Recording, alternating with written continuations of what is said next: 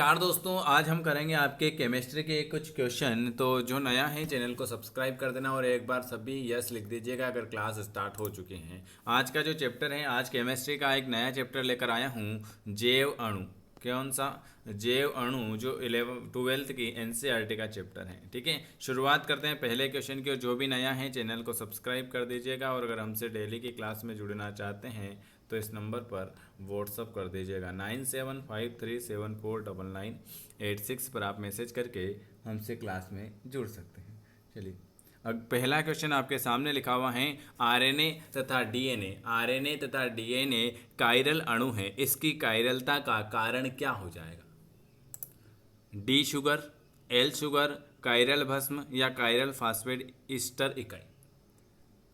RNA और DNA viral अणु हैं, इसकी वायरलता का कारण जो हो जाएगा डी शुगर। क्या हो जाएगा? D sugar. डी शुगर अवयव, ऑप्शन आपका ए वाला आ जाएगा।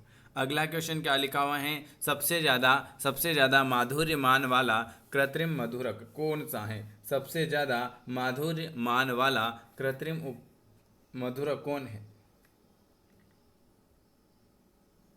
सर्वाधिक माधुर्य मान वाला कृत्रिम मधुरक कौन सा हो जाएगा? बिल्कुल आपका आ जाएगा एलिटेम आ जाएगा। कौन सा हो जाएगा? एलिटेम आ जाएगा। अगला क्वेश्चन लिखा हुआ है, कौन स्वायक पीड़ाहारी है? स्वायक पीड़ाहारी कौन सा है? मार्फिन। मार्फिन जो है ये स्वायक पीड़ाहारी है। मार्फिन जो है ये स्वायक पीड़ाहारी है। अगला क्वेश्चन लिखा हुआ है, किसकी कमी के कारण रतौंधी होता है? किसकी कमी के कारण रतौंधी होता है? तो आप सभी को बताएं, विटामिन ए की कमी के कारण रतौंधी होता है और विटामिन बी के कारण बेरी होता है और विटामिन सी से स्कर्वी होता है। कौन ब्रॉड स्पेक्ट्रम एंटीबायोटिक नहीं है?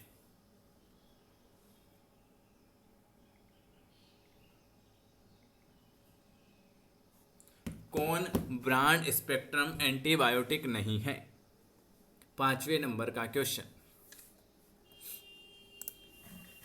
एम्पीसिलिन कौन सा जो है ब्रॉड स्पेक्ट्रम एंटीबायोटिक नहीं है? तो टेट्रोसाइक्लिन है, क्लोरोमाइसिटिन है, पेनिसिलिन है, लेकिन ऑप्शन आपका डी वाला आ जाएगा, ये नहीं है। कौन ब्रॉड स्पेक्ट्रम एंटीबायोटिक नहीं है? अभी बताया क्या? डबल क्वेश्चन आ चुका है क्या? बिल्कुल। ओहो,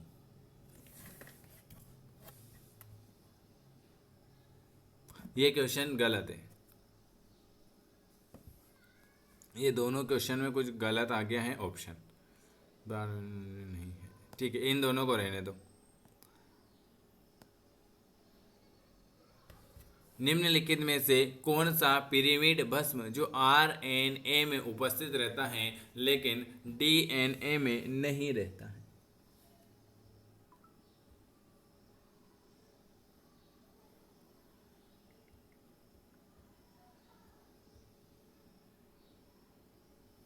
वेरी कौन सा पिरामिड भस्म जो आरएनए में उपस्थित रहता है किंतु डीएनए में नहीं रहता है? बिल्कुल आपका आ जाएगा, वो आपका आ जाएगा ऑप्शन डी। अगला जो है क्लोरोमिन टी जो है ये क्या है? क्लोरोमिन टी जो है ये क्या है?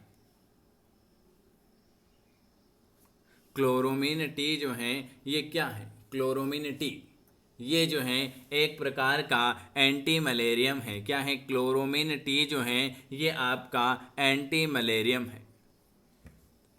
अगला जो है वो कौन सा है? कौन सबसे ज़्यादा मीठी शर्करा है? मीठी शर्करा कौन सी है? मीठी शर्करा जो हो जाएगी फ्रैक्टोज हो जाएगी। कौन सबसे ज़्यादा मीठी शर्करा है? जो फ्रैक्टोज जो है ये सबसे ज़्यादा मीठी शर्करा हो जाएगी, फ्रैक्टोज। कौन वसा में विलय विटामिन है? वसा में विलय विटामिन कौन सा हो जाएगा? तो विटामिन के जो होता है, विटामिन के जो होता है ये वसा में विलय विटामिन है, विटामिन के। किसका फिनाल निम्न में से किसके निर्माण में प्रयुक्त होगा?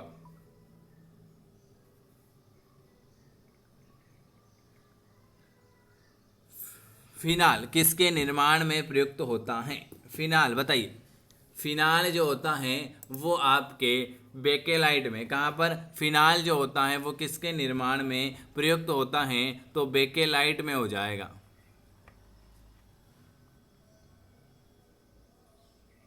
चीनी के अच्छा, ये यहाँ पर क्वेश्चन कट गया क्या?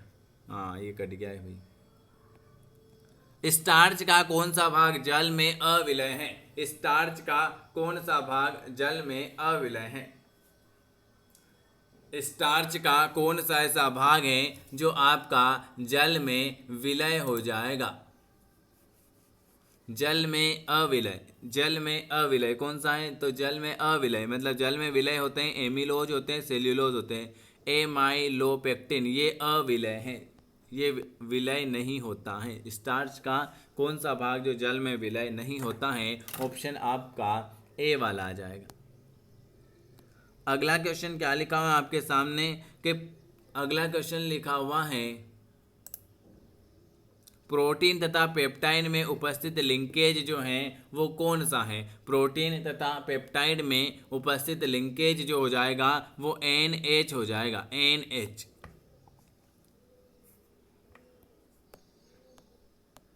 डीएनए में भस्म युग्म बंधित रहेगा, डीएनए में भस्म युग्म बंधित रहता है आयनिक बंध से, हाइड्रोजन से, फास्फेट से या डीऑक्सीराइबोस द्वारा। तो डीएनए में भस्म युग बंधित जो रहता है वो डीऑक्सीराइबोस वर्ग के द्वारा। ऑप्शन डी वाला आ जाएगा। अगला क्वेश्चन है प्रोटीन एक बहुलक है। प्रोटीन जो है ये किसका बहुलक है? Very good. प्रोटीन जो है टरथेलिक अम्ल का बहुलक है। किसका? प्रोटीन जो है टरथेलिक अम्ल का बहुलक है। कंजुगेट प्रोटीन है। कंजुगेट जो है ये कौन सा प्रोटीन है? तो कंजुगेट क्रोमोप्रोटीन है। क्या है? क्रोमोप्रोटीन है। कंजुगेट जो है ये क्रोमोप्रोटीन हो जाएगा, सी वाला आ जाएगा।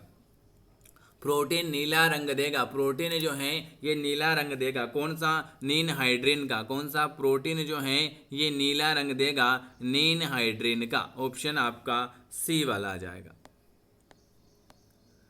आरएनए के न्यूक्लियोटाइड में पाए जाने वाला भस्म जो है ये कौन सा है? आरएनए के न्यूक्लियोटाइड में पाया जाने वाला भस्म जो हो जाएगा यूरासिल हो जाएगा। क्या आ जाएगा? यूरासिल। आरएनए के न्यूक्लियोटाइड में पाया जाने वाला भस्म यूरासिल हो जाएगा।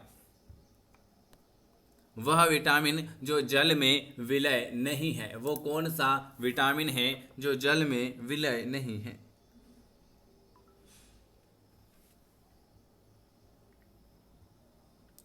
वह विटामिन जो जल में विलय नहीं है तो वो आ जाएगा विटामिन आपका डी आ जाएगा। अगला क्वेश्चन क्या लिखा है? विटामिन सी जो है ये क्या है? विटामिन सी जो है ये आपका क्या हो जाएगा? तो ये आपका लैक्टिक अम्ल हो जाएगा। क्या हो जाएगा? लैक्टिक अम्ल हो जाएगा। अगला क्वेश्चन है इंसुलिन एक हार्मोन्स है। इंसुलिन जो है एक हार्मोन्स है। कौन सा हार्मोन्स है? इंसुलिन एक प्रोटीन युक्त हार्मोन्स है। इंसुलिन एक प्रोटीन युक्त हार्मोन है। वह विटामिन जिसमें मेटल परमाणु है। मेटल परमाणु आपका किस में हो जाएगा? तो विटामिन B12। विटामिन B12 में कौन सा परमाणु आएगा? विटामिन B12 में मेटल परमाणु आ जाएगा। विटामिन B1 का रासायनिक नाम क्या हो जाएगा? B1 का रासायनिक नाम जो हो जाएगा वो थायमीन हो जाएगा। निम्न हार्मोन में आयोडीन है। कौन से हार्मोन्स में आयोडीन हो जाएगा? थायरॉक्सिन। थायरॉक्सिन में क्या है? थायरॉक्सिन में आपका आयोडीन हो जाएगा। विटामिन B12 का रासायनिक नाम बताइए। विटामिन B12 का है साइनोकोबाल्मिक। क्या हो जाएगा? विटामिन B12 का रासायनिक नाम साइनोकोबाल्मिक हो जाएगा। B6 का भी बताइए दो। B6 का आ जाएगा पायरिडॉक्सिन। पायरिडॉक्सिन B6 का पायरिडॉक्सिन। ज्विटर आयन बनाने में कौन समर्थ है? ज्विटर आयन बनाने में कौन सा समर्थ है? ज्विटर आयन बनाने में H2NCH2COOH कौन सा है? ज्विटर आयन बनाने में जो समर्थ हो जाएगा वो H2NCH2COOH, ऑप्शन आपका डी वाला आ जाएगा। कौन सा बड़ा अणु नहीं है? बड़ा अणु कौन सा नहीं है? बड़ा अणु कौन सा नहीं है? तो डीएनए बड़ा है, मंड भी बड़ा है, इंसुलिन भी बड़ा है, लेकिन पामीटेड जो है ये बड़ा नहीं है। अगला जो है ग्लूकोज में कायरल कार्बन की संख्या बताइए। ग्लूकोज में कायरल कार्बन की संख्या कितनी हो जाएगी?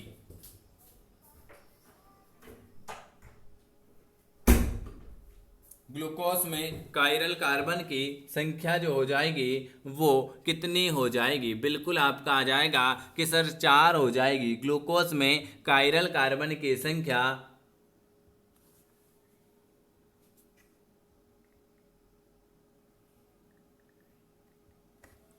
ग्लूकोज में कायरल की संख्या जो हो जाएगी वो आपकी 4 हो जाएगी। कौन कार्बोहाइड्रेट है? कौन कार्बोहाइड्रेट है? तो लैक्टोज जो है, लैक्टोज क्या है? ये कार्बोहाइड्रेट है। डीएनए में थाइमिन 2 हाइड्रोजन बंध द्वारा किस भस्म से जुड़ा हुआ है? डीएनए में थाइमिन 2 हाइड्रोजन बंध द्वारा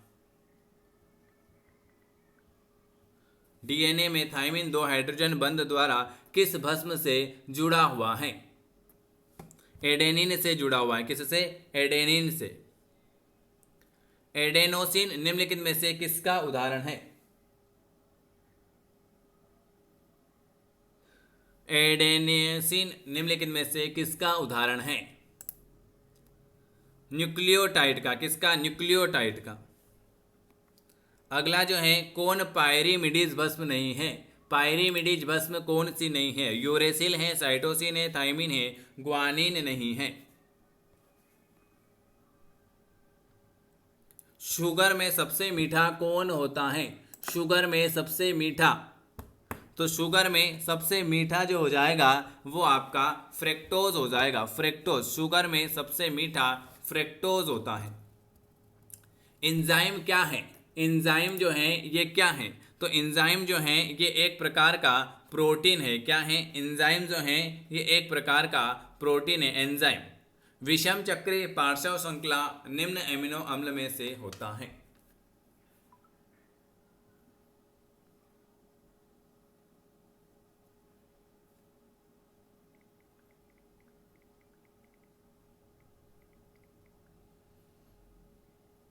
वेरी वेरी गुड, बिल्कुल। विषम चक्री पार्श्व श्रृंखला जो होती हैं वो आपका 37 का आ जाएगा। कौन सा आ जाएगा? प्रोलीन हो जाएगी। एंजाइम जो है ये क्या है? एंजाइम जो है ये क्या है? तो सर एंजाइम जो है शरीर के ताप पर क्रियाशील रखता है। एंजाइम शरीर के ताप पर क्रियाशील रखता है। एंजाइम जो ऐसा एंजाइम जो मोनोसेकेराइड से अल्कोहल बनाने में सहायता करेगा वो कौन सा है?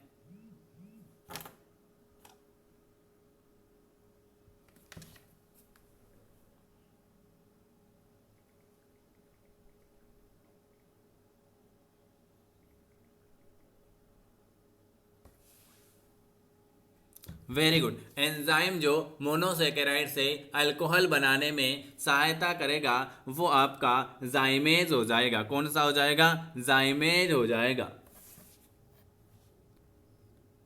एक जीवी उत्प्रेरक कौन सा है? एक जीवी उत्प्रेरक जो हो जाएगा एक एंजाइम हो जाएगा। ये आज मैंने आपको 40 क्वेश्चन करवाए हैं। अगर आपको वीडियो पसंद आता है तो आपको लाइक करना है, चैनल को सब्सक्राइब करना है, और अगर हमसे जुड़ना चाहते हैं तो आप इस नंबर पर व्हाट्सअप कर देना है, ठीक है। और जिनको बुक मंगवानी है समय से पहले बुक मंगवा लीजिएगा। मिलते हैं हम अगली क्लास में। चैनल को जरूर सब्सक्राइब करें। वीडियो देखने के लिए आप सभी का धन्यवाद।